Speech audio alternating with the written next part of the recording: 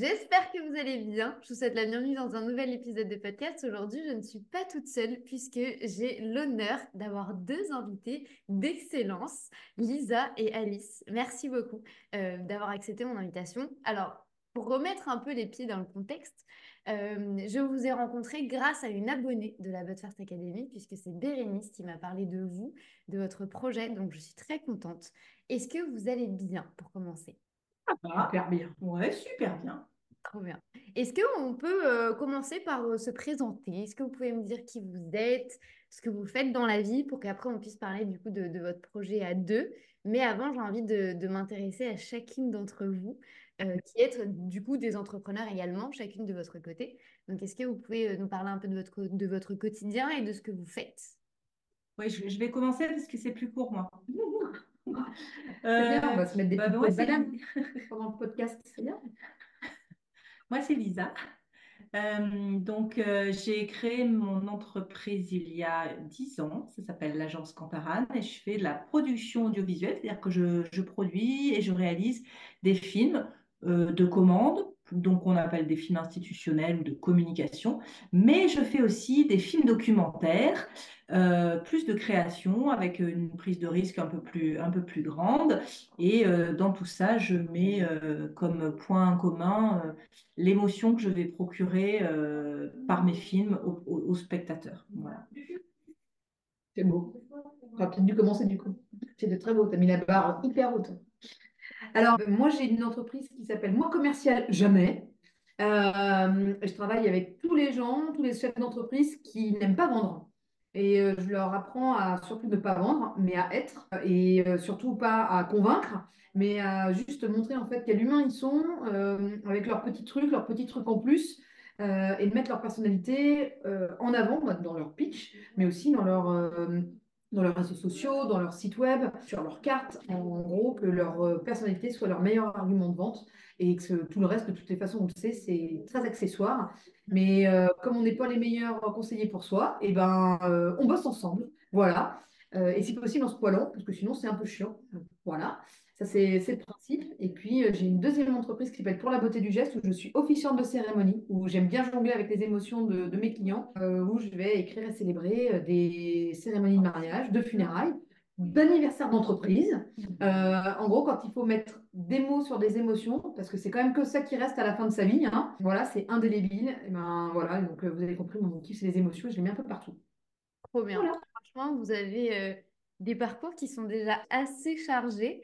Comment est-ce que vous vous êtes rencontrées toutes les deux? Est-ce que c'était une évidence? Est-ce que ça fait très longtemps que vous vous connaissez? Comment ça s'est passé entre vous deux? J'ai la musique de Royal Canin qui arrive là, tu vois. Tin, tin, tin, Ta, ta, tin, ta, tin. ta. Allez, Non, non, bah, pas du tout. En fait, elle m'a tout appris. En fait, t'en veux? on s'est rencontrés dans une réunion d'entrepreneurs d'un réseau qui s'appelle BNI. C'était encore pendant le moment juste après la grosse crise Covid, Ouais. ou même pendant, en fait. Donc, on était en visio et Alice, elle était invitée dans mon groupe BNI et elle a pitché sa boîte comme elle savait le faire. Et direct, je l'ai appelée et je l'ai appelée l'après-midi et j'ai dit, écoute, je viens pour faire une formation. Une déformation. Voilà. Et en fait, elle organise des déformations professionnelles, ça s'appelle poil à gratter, Ouais. et ça dure 4 jours. 4 jours Sur un mois. sur un mois. Et donc, du coup, j'ai passé cette espèce d'épreuve initiatique avec, avec Alice. Et c'est pas forcément là que le lien il est venu, mais c'est comme ça qu'on s'est rencontrés et que moi, ça m'a permis d'aller un peu plus loin dans le développement de ma boîte. Et puis ensuite, ça a débouché sur le projet dont on Bah, va un an parler. plus tard, en fait, voilà, en gros, c'est une belle aventure, ça, cette déformation. On est resté en contact, mais voilà, l'idée du film, elle n'était absolument pas encore au projet ni éclos dans ma tête, quoi. Donc, du coup, voilà, ça, c'est On dans un va pas second encore temps. parler du film, alors on va Donc, attendre c'est pour les ça, questions. on va attendre les Non, mais questions. oui, mais vous avez très bien fait ma transition du coup, puisque Alice et Lisa ont produit un film autour de l'entrepreneuriat, montrer vraiment la vraie vie des entrepreneurs et pas celle que l'on va voir sur les réseaux sociaux, sur des yachts à la plage ou en conduisant des belles voitures. On est vraiment sur la vraie vie. Mais Non, avant, ça, c'est dégueulasse, ça, on peut le dire. Alisa, il a mieux d'ici, donc oui, oui, c'est sûr. J'adore. Mais avant qu'on se plonge vraiment sur tout le projet que vous avez développé toutes les deux, est-ce que pour vous, l'entrepreneuriat, c'était quelque chose d'inné ou du moins qui était quelque chose d'une évidence? Est-ce que vous avez toujours été entrepreneur ou est-ce que vous avez eu une vie dans le salariat avant? Comment est-ce que vous êtes tombé là-dedans? Parce que moi, j'aime bien dire qu'on tombe un peu dans l'entrepreneuriat, ça nous happe comme ça. Vous, ça a été comment un peu votre parcours? Moi, dès que j'ai eu mon premier CDI, en fait, j'ai commencé à réfléchir à comment je pouvais me mettre à mon compte. Voilà. Je me souviens, j'étais avec d'autres collègues où on se buvait des canons, on réfléchissait à la cantoche, quelle idée on pourrait avoir pour se mettre à notre compte. Et le driver de tout ça, c'est on a trop envie de kiffer et on a trop envie de s'éclater. Donc c'était vraiment le côté joie. On est parti sur des concepts de canulars, de caméras cachées, de choses comme ça. Bon, ça n'a absolument rien donné à la fin. Ça nous a bien fait marrer, mais à part ça, c'est tout. Et puis j'ai une première entreprise que j'ai montée quelques années plus tard, à 26 ans. Ma première boîte que j'ai eue pendant 3 ans, que j'ai revendue.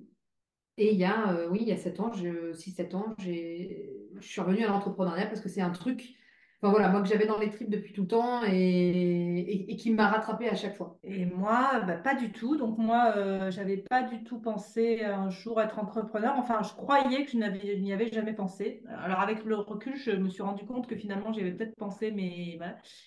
Donc j'ai travaillé pendant 15 ans comme salarié, comme journaliste à la télé. Et en fait, en y repensant, j'ai toujours suivi pendant ces 15 années les parcours de gens qui montaient leur boîte dans la production audiovisuelle.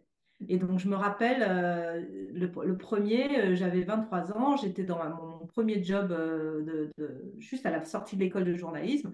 Et il y a un gars qui était avec nous, qui était journaliste comme moi, qui est parti monter sa boîte. Et déjà, j'étais comme ça, waouh! Et voilà. Et donc, et après, j'ai suivi plein d'entrepreneurs qui se lançaient. Et j'ai suivi tout le temps systématiquement leur parcours. J'ai eu des réunions, des rendez-vous avec eux. Et j'étais toujours comme ça, waouh, waouh. Et voilà, donc petit à petit, donc je pense qu'en fait le désir, je l'avais, mais sans le oser, Conscientiser. voilà, sans conscientiser, sans oser me le dire. Par contre, ce que j'avais au fond de moi, c'était une petite voix qui était à 40 ans, j'aurai ma boîte. Ok. Et du coup, c'est ce que j'ai à peu près fait sans vraiment l'organiser, mais il se trouve que donc moi, je vais avoir 53 ans, donc ma boîte, je l'ai créée, j'avais 43 ans, et je l'ai créée avec un associé qui, à ce moment-là, est arrivé, et du coup, on a créé la boîte, voilà. Et puis, depuis, l'associé est parti, et j'ai continué ma barque toute seule, voilà. C'est hyper inspirant de voir qu'au final, ça germait par-ci, par-là. Pour toutes les deux, hein, vous avez toujours un peu baigné là-dedans sans jamais réellement vous rendre compte. Donc, je trouve que c'est hyper cool de voir qu'on n'est pas obligé absolument de naître dans une famille d'entrepreneurs pour être entrepreneur.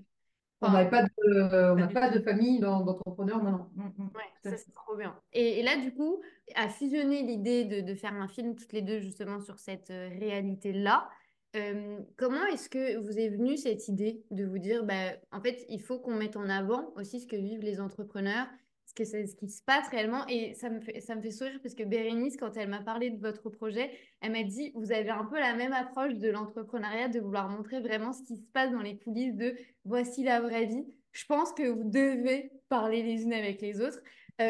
Comment est-ce que cette idée-là vous est venue? Est-ce que vous en avez ras-le-bol de voir un peu que tout était très beau, on est un peu dans le monde des bisounours? Ou est-ce que justement c'était cette vraie volonté d'éduquer les gens sur l'entrepreneuriat? Alors, je ne vais pas mettre le mot éduquer parce que c'est pas du tout ça qu'on fait dans le sens où c'est pas notre ambition, pas du tout. En fait, en gros, Lisa a parlé de la déformation. En gros, c'est un parcours où moi je déconstruis tous les mythes sur le commercial, sur il faut vendre, enfin voilà, et sur la stratégie commerciale de sa boîte. Et je vois moi mes clients quand je les suis sur ce fameux mois. Ils viennent pour parler de leur stratégie, des choses de stricto, enfin très factuelles. Et finalement, les trois quarts du temps, on va parler en fait d'eux, de leur blocage, de leur rapport à l'argent, de leur place dans la fratrie, de tellement d'autres choses, de qu'est-ce qu'ils ont envie pour eux, quel est le regard de leurs parents sur eux, qu'est-ce qu'ils ont envie vraiment. Ne serait-ce que répondre à ça, toi, qu'est-ce que tu veux? Ou pourquoi tu fais les choses? C'est des questions qui sont finalement infiniment compliquées à répondre, alors que c'est la base. C'est la base pour que ta boîte, elle fonctionne aussi. Et du coup, un jour, une copine m'envoie un petit film de quelques minutes sur un entrepreneur aussi qui mêle le surf à son coaching. Et elle me dit, ah, ça pourrait avoir de la gueule pour la gratter. Et en fait, ça me donne l'idée de me dire, mais en fait, tout ce que moi je vois, pourquoi je ne mettrais pas sur un écran tout ce que je vois au travers de ces déformations? En fait, même dans les réseaux d'entrepreneurs, il y a plein de gens qui passent par des émotions, mais qui ne savent même pas que ce sont des émotions, ils ne savent même pas mettre des mots dessus. Mais du coup, c'est notre point commun. Mais on ne va pas ressentir la même émotion au même moment et au même moment. Et là, c'est un peu aussi mon côté officiant qui s'est dit, mais putain, s'il faut faire un truc, il faut faire un truc où il y a des hauts et il y a des bas comme notre vie, qu'on vive vraiment et que ce soit un truc pas juste passif, on ressent dans notre ADN, dans notre chair, quoi. Et du coup, je me suis dit, il faut faire un film de ça. Alors, quelque part, l'ambition, c'était un peu aussi de se dire, vas-y, on va gagner du temps si on monte ça des enchères d'entreprise. Mais en fait, on s'était tous dit après, c'est que finalement, on ne gagne pas tant que ça parce qu'on a besoin de faire son propre expérience par nous-mêmes. Et donc, du coup, quand j'ai eu cette envie, je me suis rendu compte juste d'un truc, que je ne savais pas faire de film. Donc, je me suis dit, qui c'est que je vais demander un devis pour faire des images? Parce que c'est bien d'avoir des idées à la seconde, mais voilà. Et du coup, est revenu en fait le nom de Lisa, évidemment, parce qu'elle était passée aussi au poil à gratter et qu'effectivement, l'ADN qu'on a en commun, c'est ce qu'elle a dit tout à l'heure, c'est qu'elle fait ses films avec ses tripes, avec c'est de l'émotion, c'est pas juste des images. Et du coup, je l'ai appelée, je lui ai dit exactement ce que je viens de vous dire. Et en fait, elle me dit, et puis ben, voilà, qu'est-ce qu'elle m'a dit. Eh ben, elle me demande un devis, parce que comme je fais des films de commande, bah, gentiment, elle me dit alors ça coûterait combien? Et J'ai pas de pognon, mais combien ça voilà, coûte? tout ça. Et en fait, je réfléchis 2 minutes et je lui dis, mais en fait, mais je ne peux pas te faire de devis, Alice, parce que d'abord, ça coûte très cher de faire un film. Et puis surtout, en fait, ce film, je vais le faire avec toi. J'ai envie, moi, je partage ce que tu me racontes là. Je comprends très bien. Je pense que ça peut être très chouette. Et est-ce que tu veux bien le faire avec moi, s'il te plaît, ce film? Enfin, tu vois, je me suis dit, mais c'est super, c'est une idée de documentaire, quoi. Donc, ok, bah, je sais pas où ça va nous mener, mais allons-y, faisons-le à deux, quoi. Voilà, avec nos petites mains Moi, je me et souviens la d'un petite truc caméra. aussi que tu as redit vraiment là qui me revient, c'est que en fait, dans nos métiers, on travaille pour des clients avec des briefings, etc. Et là, c'était un truc de putain, mais je vais pouvoir faire le film que j'ai envie parce que je le vois, je le ressens et juste, j'ai pas de client derrière. Et donc, une liberté, en fait, on s'est offert toutes les deux, voilà, de la liberté encore plus de créative dans nos vies. Parce qu'on pouvait le faire, parce qu'on est à notre compte et que on a géré voilà, notre flux client aussi pour dire, mais. Et l'idée, c'était ça aussi, c'est de se dire, ah, putain, un des premiers trucs qu'on dit quand on crée sa boîte, c'est ben, on a envie d'être libre. Mm. Ouais. Les oignons, mais voilà, c'est pas le sujet. Du coup, c'est bien qu'on soit libre en priorité, voilà. Et donc, si on ne le fait pas maintenant, en fait, quand est-ce qu'on le fera? Et donc, on était vraiment raccord ouais, je pense qu'on l'a pas senti comme un risque, mais sur cette aventure. Et ce que tu as dit quand même au démarrage, Marine, c'est vraiment un peu aussi ça. C'était comme un espèce de coup de gueule en même temps, on trouve que quand on regarde nous, nos activités, et nos copains chefs d'entreprise, moi, je ne les vois pas sur les réseaux. Je vois que des mecs qui ont levé enfin des mecs ou des nanas d'ailleurs, mais qui ont levé des fonds, qui pensent en plus les trois quarts du temps, c'est super génial, mais c'est de l'argent de poche, sauf qu'en fait, elles ne passent pas les 3 ans, les boîtes, ou qui vont faire des croissances exponentielles et embaucher 12 personnes en un an. Après, derrière, on ne voit pas en fait bah, la merde que c'est aussi de grandir comme ça. Mais là, le vrai entrepreneuriat, et quand j'ai cherché les chiffres, c'était un truc quasiment 99% du tissu entrepreneurial français, c'est des entreprises de moins de 3 salariés. Donc quasiment en fait des gens qui sont tout seuls avec des prestataires, avec très très peu de salariés. Ça, c'est le vrai entrepreneuriat en France. Putain, pour qu'on ne le voit pas, on n'est pas assez sexy. Et du coup, on avait cette constatation et envie c'est pas un coup de gueule, mais c'est ben, si on ne nous montre pas, ben, nous, on va nous montrer. Ouais, de montrer la vraie vie, quoi. La vraie vie et pas les paillettes et pas les réseaux sociaux et pas les fantasmes. La vraie vie, Ouais. quoi. Ouais. Mais surtout qu'en plus, vous étiez tellement bien placé pour le produire, vu que vous êtes aussi en plein dedans. C'est-à-dire que vous connaissez la matière de A à Z, vu que c'est également votre quotidien. Comment est-ce que vous avez fait pour vous organiser? Parce que généralement, quand on pense à un film, moi, la première fois que j'avais parlé avec Ali, je me suis dit, un film, c'est une énorme prod, c'est limite un truc où on voit à Hollywood, quoi. C'est presque inaccessible. Et en plus de ça, maintenant que je vous connais toutes les deux, je vois les plannings que vous avez. Comment est-ce que vous avez fait? Pour moi, vous avez fait l'impossible, hein. Mais comment est-ce que vous avez fait? Alors, c'est fixer une organisation. D'abord, moi, j'ai dit à Alice, OK, en fait, il faut qu'on fasse un rétro-planning. Quand est-ce que tu veux sortir le film, etc. On a fixé des dates, on a fixé des jalons. On s'est dit quand est-ce qu'on aimerait bien, dans un monde idéal, que sorte le film. Donc, on était en septembre. Et on a dit mars. Et là, je lui ai dit, alors Alice, mars, c'est chaud, mais ça veut dire qu'on commence à tourner demain et que ça veut dire que pour un, mettons, si c'est un film d'1 heure, il faut au moins 4 à 5 semaines de montage ou 3 à 4, enfin, voilà.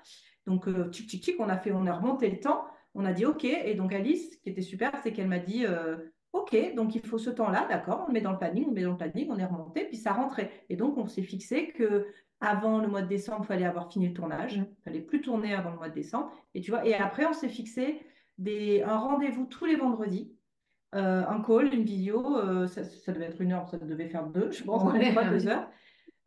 Et donc, du coup, c'est-à-dire que ces jalons de se parler tout le temps, bah, ça nous entretenait et en plus, on se On prenait parlait. des décisions, quoi. Voilà, on À prenait chaque des fois, on décisions. décidait, on décidait. C'est ça. Tu vois, et une fois qu'on a eu ce fameux rétro-planning pour avoir le film sorti le 23 avec tout le métier que Lisa a, elle sait exactement tant de temps de montage, de machin, de tournage. On avait ça. Après, on s'est dit, OK, bah maintenant, septembre, même mois d'août, il faut qu'on existe. Comment il s'appelle notre film? On n'avait pas une image, mais on a décidé du nom. Qu'est-ce qu'on voit dedans? On s'est dit, bah, nous, on veut vraiment les émotions. Donc, on a fait la liste de toutes les émotions qui nous traversaient, etc. Je crois qu'on a dû avoir un truc, genre, style 15 émotions. On s'est dit, bon, bah, ça va être peut-être un peu beaucoup. Qu'est-ce qu'on peut regrouper? L'autre séance d'après, c'était, bon, bah, qui on voit dedans? Comment on fait pour le casting, etc. Alors, je déplore peut-être un peu de tes questions. Donc, du coup, je... Non, non, non, je te laisse, vas-y, vas-y, Ok, vas-y. alors je recontinue. Et effectivement, on prenait notre liste d'avant en disant, bah, alors, une grosse partie, ce sont des gens que je connais, qui sont mes clients, donc je connais particulièrement bien leur état émotionnel. En gros, c'était sur telle émotion qui peut l'incarner le plus dans le moment. Et donc, le truc, c'est que Lisa, elle m'a bien dit en bonne professionnelle que, attention, pas trop de gens, ce qui est bien, c'est 6 personnages max pour qu'on s'attache. Donc, on a fait la liste et j'en avais 12. Et donc, du coup, l'idée, c'est, oh, Rita, comment on fait? Donc, on se dit, ben, on fait un casting. Donc, on a réuni les gens en leur disant, qu'est-ce que tu fais le 9 novembre? Bah, tu ne sais pas, mais tu viens de réussir le casting. Voilà, la première étape. Et du coup, effectivement, ça a été un sacré rythme. Entre-temps, on a aussi lancé une campagne Ulule. Donc, ça, c'était un vrai taf aussi. En gros, pendant plusieurs mois, on a cumulé deux agendas d'entrepreneurs sur une même journée.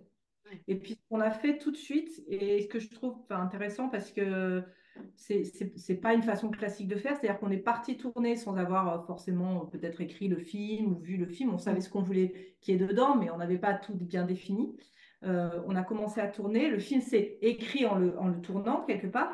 Mais surtout, la communication du film, elle était présente dès le début. Et ça, c'est grâce à toi. C'est-à-dire que tout de suite, on a fait des teasers, on a fait des clowns, on s'est mis en scène. Et en fait, toutes les idées qu'on avait, c'est ça que moi j'ai trouvé hyper jouissif et génial, c'est qu'à chaque fois qu'on disait une idée complètement con, donc l'autre disait, OK, eh ben pourquoi pas?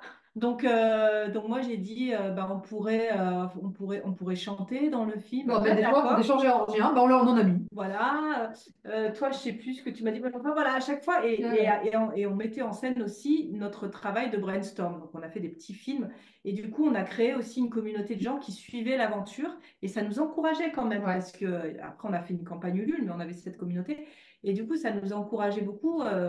Moi, c'était aussi un travail personnel d'aller si vite, parce que moi, quand j'écris un film, c'est plus long, je me prends des pelletées de doutes et tout. Et là, Alice, elle disait, bon, c'est oui ou c'est non, mais on y va, quoi. Il fallait choisir tout le temps. Et c'est comme ça que c'est dans cette espèce d'émotion et d'énergie qu'on a fait le film. Et je pense que c'est ce qui se sent dans le film, cette énergie. Et on s'est fait une promesse dès le départ et qu'on tient aussi et toujours maintenant, c'est que on veut en fait nous kiffer.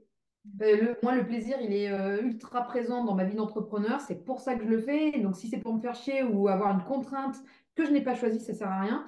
Et c'est vrai que si nous, ça nous fait marrer, bah, ça fera peut-être marrer que nous deux. Ok, mais le job, il est rempli, quoi.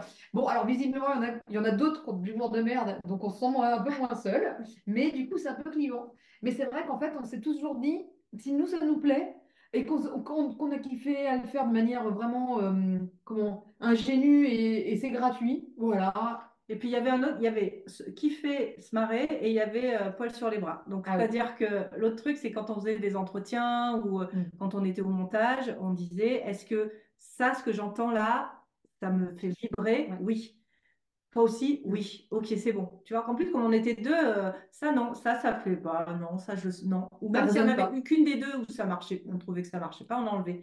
Ce qui nous a permis d'avancer assez vite finalement. Parce que c'est vrai, le critère, c'était finalement, est-ce que nous-mêmes, ça nous provoquait des émotions, quoi. Est-ce que, comme tu dis, c'est de revoir 45 fois la même phrase C'est qui nous ça. fait rire? Est-ce qu'on rigole 45 fois? Ouais, Ok, ben on garde. on regarde, ouais, C'est c'est génial. ça. Parce que vous êtes vraiment rentré dans une synergie où vous avez, enfin, vous avez vraiment pris les atouts et les avantages de l'une et de l'autre pour Hmm. vraiment en fait créer une équipe. Et moi, j'aime bien le fait que vous mettiez autant les émotions en avant parce que ben, moi, j'ai regardé la vidéo qui est sur le site. Vraiment, elle dure quoi, 2 minutes. Allez, j'ai ri, j'ai eu les poils, j'ai eu les larmes aux Hmm. yeux et je me suis dit, ok, ça, c'est effectivement ma vraie vie. Donc, du coup, le film s'appelle Le Bon Sens, puisque nous ne l'avons pas nommé depuis le début. Ouais. Est-ce que vous pouvez nous parler un peu de ce film? Si vous deviez nous donner un synopsis, qu'est-ce qui se passe? Alors bien sûr, je vous mettrai le lien juste en dessous de cet épisode de podcast, comme ça vous pourrez aller voir la vidéo que moi j'ai vue. Mais du coup, comment est-ce que vous le décririez, ce film? En gros, c'est un film qui va explorer les tripes d'un chef d'entreprise. Et dans les tripes d'un chef d'entreprise, il se passe plein de choses. On passe des grandes joies à des grandes peurs, on a des doutes. En gros, c'est un scan de toutes les émotions par lesquelles, ou en tous les cas les plus grosses émotions par lesquelles on passe, sans parfois s'en rendre compte. Encore une fois, j'insiste, parce que des fois, on croit que c'est que nous, alors qu'en fait, c'est vraiment quasiment universel. Et puis, le fait que tu sois une femme ou un homme, tu ne l'exprimes pas forcément de la même manière. Et donc, on a essayé de faire vraiment un truc, un film qui puisse parler à tout le monde. Et puis, des jeunes et des moins jeunes aussi. C'est assez, je pense, universel. En tous les cas, maintenant, on peut te le dire parce que ça fait un an quasiment. Et du coup, on a ce retour de nos spectateurs. Et c'est sur la route de l'entrepreneuriat. Qu'est-ce qui se passe? Et est-ce que c'est cette route-là que tu empruntes pour aller, pour remettre ta vie dans le bon sens? Est-ce que ça donne un sens à ta vie aussi? Souvent, l'entrepreneuriat, on n'y va pas pour rien. Voilà. Et puis, avec juste aussi des choses simples. Il y a pas de- on donne pas de leçons. C'est pas des grandes découvertes. On réinvente pas la poudre. Par contre, en fait, du putain de bon sens, ça fait juste du bien. Hmm. Et moi, j'ajoute que si on doit imaginer le film pour enfin, si les gens veulent imaginer ce qu'il y a dans le film pour Oui. pouvoir avoir envie d'aller le voir, donc c'est un film documentaire, hein, c'est constitué de témoignages. Et ce qui est assez fort, je crois, dans le film, en tout cas, c'est ce qu'on nous a dit, c'est que les gens se sont livrés de manière très sincère, sans tabou, sans se censurer, parce qu'on avait un lien assez fort, surtout Alice, avec eux. Et du coup, c'est cette sincérité, cette franchise qu'ils ont de dire, bah, des fois, c'était la merde, des fois, j'ai fait des erreurs, des fois, c'est dur avec mon entourage, des fois, j'ai eu peur. Des mots qu'on n'entend jamais de chef d'entreprise. Jamais. Tu vas dans un réseau, jamais, jamais on va te dire ça, jamais tu discutes de ça. Et c'est ça qui fonctionne, c'est que tout d'un coup, et même pour des gens qui ne sont pas chefs d'entreprise, Ouais. on entend un discours qu'on n'entend nulle part et qui est universel et très touchant parce que ça parle du progrès, du chemin que fait un individu à la recherche du sens de sa vie ou à la recherche de sa propre identité, à la recherche du pourquoi il fait ça. Et c'est ça qui est assez fort. Voilà. Et c'est pour ça que ça ne concerne pas que des chefs d'entreprise, ça concerne chacun de nous et notre rapport à notre vie et à notre travail, quoi.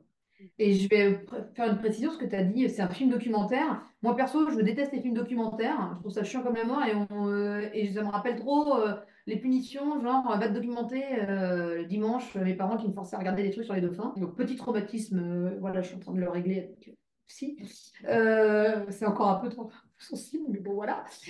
Et c'est vrai que du coup, on a, dans ce film-là, on l'a fait à notre image. Et parfois, je dis, ouais, mais on pourra faire ça, on pourra mettre ça. Et puis, alors, j'avais Lisa, en fait, qui avait tout son métier, et puis tous les gens dans le documentaire en disant, mais putain, mais on ne fait pas ça, ça se fait pas. Mais c'est pas du tout dans les codes, ce n'est pas un procédé documentaire à Nice. Et puis, elle a été super gentille parce qu'en fait, ou alors j'ai des pères relous, mais quand on insistait, en fait, on testait des trucs. Et c'est vrai qu'on a fait ce documentaire-là. Il n'a pas trop une gueule de documentaire. C'est juste un espèce de bout de nos cœurs qu'on a mis sur l'écran comme ça. Et je trouve ça vraiment chouette. Et quand tu disais que oui, en effet, on l'a fait au départ à destination vraiment de nos potes entrepreneurs, des jeunes aussi, c'est important parce qu'on en croise beaucoup et pour beaucoup, en fait, ça devient soit une alternative, l'entrepreneuriat devient une alternative aux études et ou une finalité de leurs études. Et donc, du coup, c'était important en fait qu'ils puissent avoir un son de cloche Mhm. pragmatique et sur d'autres instances plutôt que voilà, bilan comptable, voilà ce que c'est un BFR, CCI, machin. En fait, on te montre juste que nous, on te dit, voilà, on te livre et tu en feras ce que tu voudras. Et à la fin, c'était vraiment. Le bon sens, c'est pas l'apologie de l'entrepreneuriat du genre ta vie elle est merdique, ton chef tu peux pas le blairer. En fait, ça règle tous tes problèmes de créer ta boîte. On voulait pas que ce soit ça, mais vous voulez pas non plus aussi te dire attention, putain, c'est chaud, hein, l'entrepreneuriat, si tu as envie d'avoir du pognon, accroche-toi, bébé. Et en fait, c'est vraiment voilà, l'addition à la fin, elle est à zéro. Et par contre, en fonction de toi, comment t'es, ta personnalité, l'émotion que ça va te procurer, tu vas dire, putain, c'est là, ah ouais, mais j'ai trop envie d'être à leur place. Quand je les vois, c'est ouf. Ou c'est, putain, là, je suis pas prêt encore. Là, on va peut-être temporiser un petit peu. Voilà. Je trouve ça bien de montrer la possibilité des deux. Parce que c'est vrai que généralement, l'entrepreneuriat est souvent mis en dualité avec le salariat. Qu'est-ce qui est mieux, qu'est-ce qui n'est pas bien. Au final, il n'y a rien qui est bien, il n'y a rien qui est pas bien. C'est juste en fonction de la personnalité de chacun. Et le fait que vous puissiez toutes les deux mettre en lumière la vraie vie, je trouve ça fou. Par exemple, encore là, il y a quelques jours, en mentorat de groupe, il y a quelqu'un qui m'a dit, mais Marine, je peux pas dire ça, ça va pas être pro. J'ai pas le droit de montrer que je me suis trompée ou que j'ai eu peur. Mais pourquoi pas? Et du coup, en fait, il y a beaucoup de choses qu'il faut étirer ici, que je trouve hyper intéressantes, parce que vous faites très bien, toutes les deux, de par les émotions, de par la réalité de ce que vous montrez. Et vous avez aussi évoqué une chose sur laquelle je veux rebondir, qui est un peu en lien avec le film, mais pas réellement. C'est qu'en entrepreneuriat, il y a quelque chose qui ressort beaucoup, c'est le fait qu'on soit seul. On Mm. est un peu seul face à nous-mêmes, face à nos choix, face à nos décisions, face à nos prises de risques. Généralement, si on ne vient pas d'une famille d'entrepreneurs ou même quand bien même c'est le cas, il y a souvent des gens qui ne comprennent pas, nos compagnons, nos enfants, nos amis. La phrase de tu travailles trop, je crois que je l'entends peut-être 10 fois par jour. Quelles ont été, vous, les solutions que vous avez trouvées? Parce que du coup, vous vous êtes rencontrés dans un comité d'entrepreneurs, vous vous êtes quand même vachement bien entourés. Toutes les deux, vous faites une paire que j'adore. Le binôme est incroyable. Vraiment, avant l'enregistrement, je crois que j'ai dû rigoler pendant 1 minute 30 tellement elles sont rigolotes toutes les deux. Euh, Comment est-ce que vous avez fait, vous? Est-ce que vous sentez que le film, c'est vraiment aussi une aide pour les personnes qui entourent les entrepreneurs de comprendre ce qui se passe dans la vie d'un entrepreneur ou ça n'a rien à voir? Moi, comment j'ai fait? Moi, j'ai fait des erreurs comme tout le monde. J'ai mis du temps. Et puis, elle m'a pas aimé, mais après, j'ai rencontré Alissa. Non, c'est vrai. En fait, je pense que. Alors, bon, moi, c'est vrai que j'ai personnellement un caractère très positif. Donc, quand j'ai une merde, je vois toujours le côté positif. Ah, bah oui, il y a ça qui se passe. Oui, mais quand même, tu peux le remontrer comme si. Donc, Après avoir descendu au fond du trou pendant 24 heures, voilà, je peux qu'on oublie respirer. ça, et après, Voilà, et puis après, je me dis, bon, allez, j'y vais et tout ça. Donc, la solitude, évidemment, je l'ai vécue, la peur très fort, la question de l'argent. Mais à chaque fois, je me suis dit, comment je peux faire pour y remédier, où je peux trouver de l'aide. Donc, c'est pour ça, sans doute, que je suis allée voir Alice, parce que moi, j'avais un problème avec l'idée de vendre, justement. Donc, sa boîte s'appelle Moi commercial jamais. Moi, vendre, pour moi, c'était mal, c'était sale. Voilà, la vente, bah, caca. Donc, je voyais bien qu'il fallait quand même que je travaille là-dessus, parce que si je vendais pas de films, je gagnais pas ma vie. Donc, je voyais bien que c'était un truc à travailler. Donc, c'est ça, c'est-à-dire que moi, je pense que je m'en suis sortie toujours parce que je me suis toujours remis en question, toujours interrogée, et surtout, il y a t'étais un autre, cherché de l'air aussi. j'ai cherché de l'aide, et puis il y a un autre moteur que j'ai, mais qui est un peu le même que toi, c'est que moi, si je m'emmerde, Ouais. j'arrête. Donc, si je fais un truc, c'est toujours la même chose, ça m'ennuie, j'ai besoin de renouveau. Donc, forcément, ça, je pense que c'est un trait commun aux entrepreneurs. On a quelque chose de créatif en nous, qui est certes dans nos métiers, mais aussi dans l'entrepreneuriat. Il faut avoir un esprit créatif pour, OK, là, ça marche pas, tu vas essayer comme ça, et puis voilà, tu vas En gros, rebondir. si tu as envie d'avoir une Voilà. routine, c'est pas possible en fait, il faut changer de métier. C'est ça. Donc, je pense que ça, c'est un truc de caractère. Et puis après, je me suis entourée. Mais par contre, en termes de réseau, bon, j'ai fait des conneries. J'ai mis très longtemps à trouver un bon réseau. Je suis toujours pas très à l'aise dans ces trucs-là. Mais finalement, bon, après, effectivement, En fait, on c'est se, des rencontres, quoi. on se le crée son réseau de se dire, tiens, j'ai pas envie d'y aller, il faut que je me sorte les doigts du cul, je vais aller pitcher, je vais voilà. Et puis en fait, tu sais pas, il y a toujours une bonne. Enfin voilà, nous, notre rencontre, elle est vraiment la preuve de ça. Ça s'est passé sur 30 secondes. Et puis après, tu la cultives, tu te dis, tiens, il y a quelque chose avec cette personne. En fait, moi, ce que je dis souvent, même à mes clients, et que je m'applique aussi moi-même, c'est que faut pas passer une semaine sans avoir rencontré une personne de nouvelle. Parce que en fait, c'est la nouveauté quand tu la mets dans ta vie et que tu l'as. Donc, ça veut dire une certaine ouverture aux autres. Donc, ça se travaille aussi. Parce que des fois, c'est pas le premier trait de l'entrepreneur quand même, hein, parce qu'on a peur aussi du jugement, on a peur de plein de choses. On a beaucoup, beaucoup de peur de plein, plein de trucs, et c'est normal. On va y aller step by step et on les traite une par une. Et puis quand on a fini de les traiter, ben, elles reviennent aussi des fois. Et ben oui, bon, voilà. Mais elles font moins peur. Elles sont moins grosses après, au fur et à Parce que tu mesure. les as identifiés. Et puis, tu te crées. Voilà, le truc, c'est que cette personne, elle est sympa. Si elle dit, ah, faudrait qu'on se boive un café, et ben en fait, toi, tu vas être cette personne qui apprend ton agenda en disant, ouais, d'accord, quand? Et tu vas créer ces moments-là, et puis tu vas te recréer ton microcosme autour parce que en vrai, on a tous besoin, on a un animal social, on n'a plus de collègues, et donc on a besoin d'avoir des collègues. Et tu l'as dit un peu tout à l'heure, en fait, l'entourage, c'est un gros, gros point dans notre film, parce que concrètement, entre les gens qui disent qu'ils te soutiennent, mais qui ne te soutiennent pas vraiment dans les faits, entre les gens qui vont vouloir être sympas, t'aider, te faire des remarques, mais en fait, ça va te dévaster plus qu'autre chose. Alors que si c'était un copain chef d'entreprise qui te l'avait dit, tu te prendrais quand même vachement moins, enfin vachement mieux. Donc, c'est vrai qu'on a besoin de se recréer ça. Et au fur et à mesure, si on sort, et ben, on s'entoure des gens qui nous ressemblent. Et en fait, le vrai truc, c'est se faire confiance à son jugement et son intuition. Et pas parce qu'on croit que la personne, elle est sympa, parce qu'elle présente bien, parce qu'elle est comme ça, qu'elle doit peut-être avoir du boulot pour nous, etc. Ça, c'est pas les bonnes raisons. Et ça peut être plus dévastateur qu'autre chose pour le mental, pour le moral. Et puis après, on se serre les coudes avec les gens qui nous ressemblent. Et putain, c'est la grosse classe, quoi. Et je finirai aussi sur le truc aussi, c'est que au fond de toi, si tu dis, putain, mais en fait, nos joies, elles sont tellement ouf. Mm. Ben, c'est tellement plein d'adrénaline quand on a même des toutes petites joies qu'en fait, quand ça te tient et tu te dis, mais pour rien au monde, en fait, je l'enlèverais. Ben, en fait, quand tu bouffes de la merde, ça t'aide un peu, quoi. Exactement. Ben, je ne pourrais pas être plus alignée que ça. Si vous souhaitez vivre les émotions avec le bon sens grâce du coup à Alice et à Lisa, dites-nous un peu quelles sont les dates de projection, où est-ce qu'on peut voir votre film? Parce que du coup, là, les gens vont dire, mais ok, là, on veut le voir, mais on peut le voir où? Ouais, est-ce que tu veux un scoop, Oui, quand je même? pense, bien Eh sûr. ben, allez, vas-y, on va lancer notre truc. Il faut que tu imagines qu'en gros, au départ, on devait faire que seulement deux projections parce que c'était notre délire et qu'on s'est dit, OK, ça y est, comme l'a dit Lisa, on aime bien créer des trucs, etc. Bah, c'est bon, on a fait nos deux projections. Et en fait, on s'est fait un peu emmener par les gens qui ont vu, qui ont voulu le revoir. Et donc, depuis un an, on fait tourner le film. On a on a fait plus d'une vingtaine de projections maintenant. Et on s'est rendu compte, enfin, c'est pas qu'on s'est rendu compte, c'est qu'on a eu des cinémas qui nous ont appelés en disant, enfin, des gens viennent nous voir dans notre cinéma et nous disent, on veut avoir une projection de ce film. Et là, on s'est dit, ah, ok, d'accord, donc comment on fait? Il y a plusieurs petites nouvelles. C'est que au courant d'été dernier, avec Lisa, on a fait une réunion aussi de se dire, qu'est-ce qu'on fait de tout ça? On a fait un point sur notre collaboration parce qu'on n'avait jamais bossé ensemble et franchement, on s'est apprivoisé et on a trop kiffé en fait bosser ensemble et on s'est dit on a envie que ça continue sur d'autres projets.